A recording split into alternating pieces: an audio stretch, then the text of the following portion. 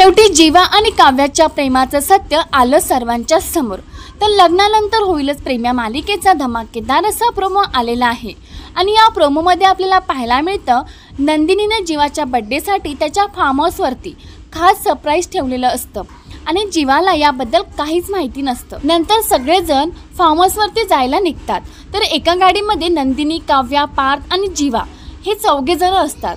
Form हाऊसच्या बाहेर आल्यानंतर नंदिनी म्हणते मिथुन काकांनी इथे अगोदरच येऊन जीवाची रूम सजवलेली आहे। जीवा आता खूप घाबरलेला असतो, तो मनातच म्हणतो इथे तर माझे आणि काव्याचे फोटोज आहेत, माझे आणि काव्याचे फोटो जर सगळ्यांनी पाहिले तर। आणि जीवा घाबरतच फार्म हाऊस मध्ये पळत जायला लागतो। काव्या मनातच म्हणते आतमध्ये गेल्यावरती सगळ्यांनाच कळेल सत्य काय आहे ते।